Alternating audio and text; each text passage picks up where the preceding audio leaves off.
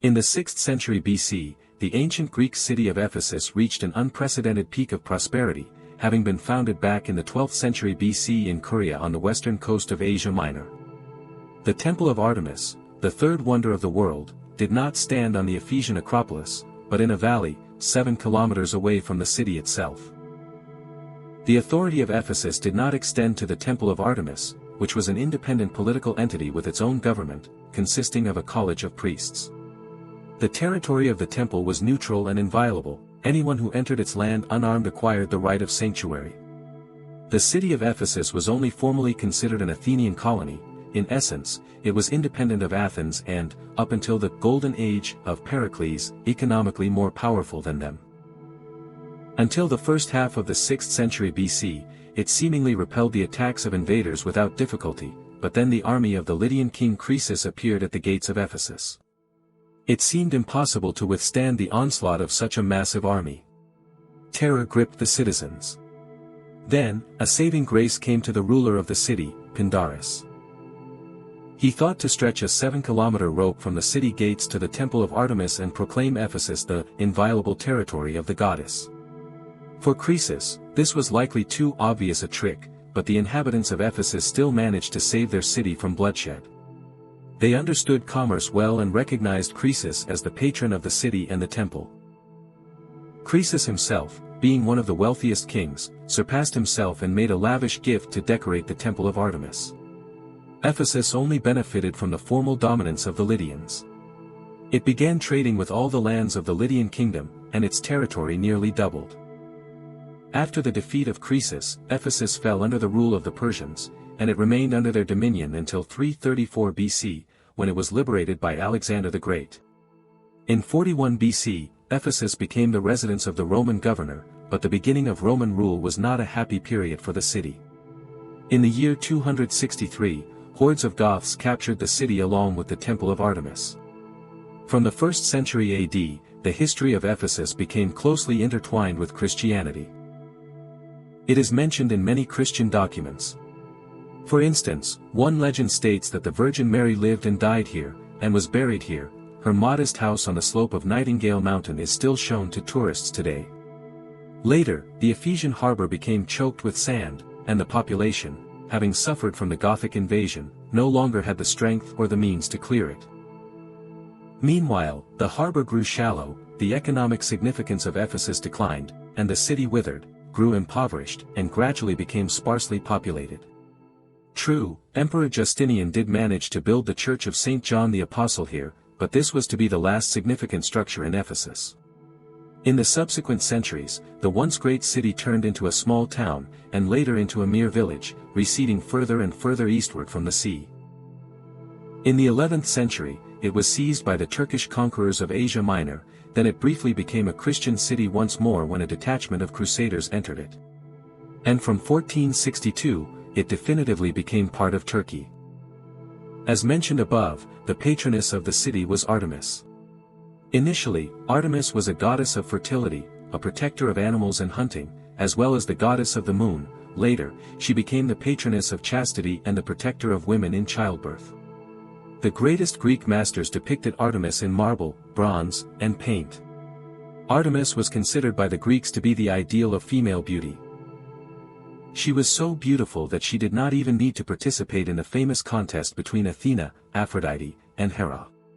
To draw up the design and oversee the construction of the temple, the famous architect Chersiphron of Knossos was invited. He proposed building a marble temple encircled by a double row of slender columns, but the matter was complicated by the fact that there was no marble nearby. However, as often happens, chance lent a hand. One day, a shepherd named Pixodaris was pasturing his flock on the green hills not far from Ephesus. 2 rams decided to settle a score and, lowering their heads, rushed toward each other, but missed. One of them rammed into a rock at full speed. It hit it so hard that a fragment of dazzling whiteness broke off. The puzzled shepherd picked up the stone, examined it closely, and suddenly, abandoning his flock, hurried to the city. In his hands was a piece of marble. The jubilant citizens welcomed the shepherd, dressed him in expensive garments, and the hitherto unknown Pixodaris became famous. It was decided to build the temple near the mouth of the Cayster River. The soil here was marshy, and, as the builders believed, this was precisely the way to dampen the shocks of earthquakes, which occurred frequently on the coast of Asia Minor. The ground was covered with crushed charcoal, which was thoroughly compacted. It was difficult to transport the marble columns over the swampy ground from the quarries, which were located 12 kilometers away from the temple. The wheels of the carts sank deep into the marshy soil. Then, Chersiphron came up with an ingenious method, similar to how the ancients leveled the soil. Iron rods were driven into the ends of the columns and secured with lead, and wheels of such a size were fitted onto these axles on both sides of the column that the stone column hung suspended on the iron axles. Then, long poles were attached, oxen were yoked, and the column, transformed into a sort of giant wheel, rolled along the swampy road. Under Chersiphron, the temple building was erected and the colonnade was set up. Subsequently, the construction was continued by his son, the architect Metagenes. He managed to finish the upper part of the temple. But then new difficulties arose. The columns were so high that raising and placing the architraves upon them was beyond human strength. However, as ancient authors write, at night the goddess herself appeared and set the columns, much like Apollo, who also helped during the construction of his temple in Delphi. Yet, this was where the most complicated part began. It was necessary to lay the architrave on top of the column so carefully as not to damage its capital. And here, Metagenes brilliantly resolved the arising difficulty. Bags of sand were placed on top of the column, and the beams were gently lowered onto them. Under their weight, the sand gradually emptied out, and the beams smoothly settled into place. Metagenes also did not live to see the temple finished. That task fell to the architects Paeonius and Demetrius. In 550 BC, when the light and elegant white marble building with its magnificent finish was revealed to the eyes of the gathered crowd, it evoked astonishment and admiration. The sanctuary was immense, 110 meters long and 55 meters wide. Around it rose 2 rows of stone columns up to 18 meters high. The gabled roof was made not of tiles, as in ancient temples, but of marble slabs. At the corners of the roof sat 4 marble bulls of gigantic proportions. Inside, the temple was lined with marble slabs, and in the center of the main hall stood a 15-meter-tall statue of Artemis.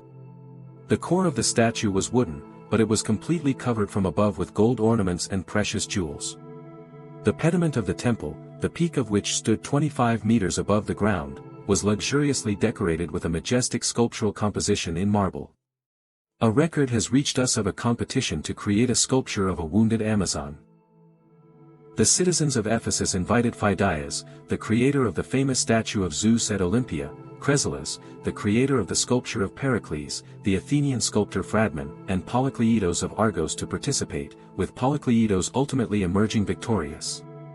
200 years later, a resident of Ephesus named Herostratus set fire to the Temple of Artemis. In this way, he wanted to immortalize his name in history. This occurred on the night Alexander the Great was born, on July 21, 356 BC. By decree of the assembly, the name of the man who committed this crime was to disappear forever from human memory. In official lists, he is referred to simply as a certain madman, but in the 4th century BC, the ancient Greek historian Theopompus mentioned him, and the name of Herostratus has since become a common noun. The temple was severely damaged. The wooden structures burned away in the fire, and the ceiling beams and columns cracked. When Alexander the Great arrived in Ephesus, he ordered the temple to be restored and commanded his court architect, Dionysius, to develop a reconstruction plan. But Dionysius merely copied the original design, believing there was nothing to improve in it, and thus resurrected the majestic splendor of the temple in its pristine beauty. The sole innovation was the temple's plinth, made in the form of a marble terrace with 10 steps.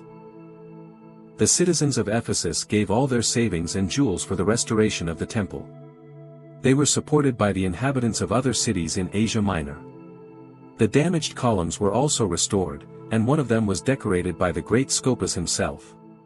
To decorate the altar, they invited Praxiteles, the greatest Greek sculptor. For over 5 centuries, the Temple of Artemis stood in all its beauty and splendor. Numerous priests and priestesses performed divine services in it, and processions of pilgrims from all over the Greek world offered sacrifices here to the Virgin Goddess. Every Roman governor, upon beginning his reign, was obliged to pay homage to Artemis and did not dare to lay a finger even on a criminal if they took refuge in her temple. Then the Goths came and plundered the temple. The inhabitants of Ephesus allegedly restored it again, but Emperor Theodosius I's decree against pagan temples in the year 383 definitively passed a death sentence upon the renowned Temple of Artemis at Ephesus, and an earthquake completed the destruction, turning the temple into ruins.